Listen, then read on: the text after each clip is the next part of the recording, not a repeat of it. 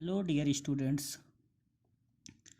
मैं नरेंद्र कुमार एक बार फिर से आप लोगों को नैतिक शिक्षा के बारे में जो लिखवा रहा था उसके आगे ही पिछली हेडिंग डलवाई थी चरित्र का निर्माण।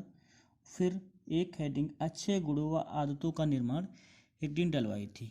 उसी में आज आपको बताना है और आप नोट्स तैयार करते रहिए। अच्छे गुणों व आदतों का निर्माण।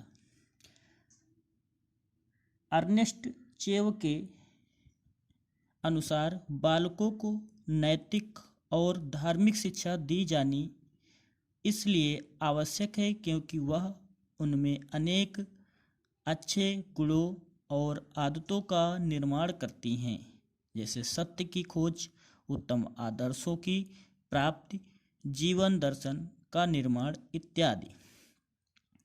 अर्नेस्ट एक विचारक थे। उन्होंने नैतिक और धार्मिक शिक्षा बालकों को देने की अनिवार्यता को बताया था कि किस लिए उनको देना चाहिए और क्यों। तो बालकों में सत्य की खोज, उत्तम आदर्शों की प्राप्ति, जीवन दर्शन का निर्माण इत्यादि आदतों के लिए उन्होंने कहा था नैतिक शिक्षा और धार्मिक शिक्षा देना अनिवार्य होना चाहिए। दूसरी हेडिंग डाल लो, उचित मूल्यों का समावेश। उचित मूल्यों का समावेश। अनेक देशों के समाजों में धार्मिक और नैतिक शिक्षा के अभाव के कारण अनेक गंभीर दोष उत्पन्न हो गए। अलग अलग देशों में अलग अलग सामाजिक और धार्मिक नैतिक आदर्श, उनके अलग अलग अपने नियम और कानून होते हैं, अलग उनका समाज होता है, अलग सोच होती है। अब वैज्ञानिक दृष्टिकोण से अब परिवर्तन हो रहा है धीरे धीरे।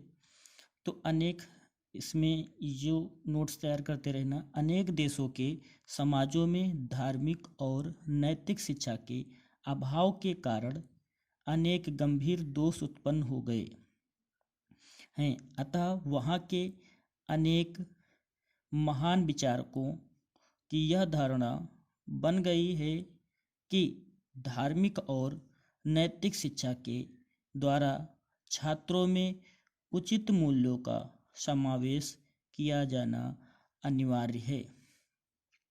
विचारकों का मानना था कि समाज में बहुत से दोष उत्पन्न हो रहे हैं, उन दोषों से छात्र पीड़ित हो रहे हैं, इसलिए उन्होंने सुझाव दिया महान विचारकों ने कि नैतिक और धार्मिक शिक्षा देना अनिवार्य होना चाहिए, जिससे इन दोषों को दूर किया जा सके।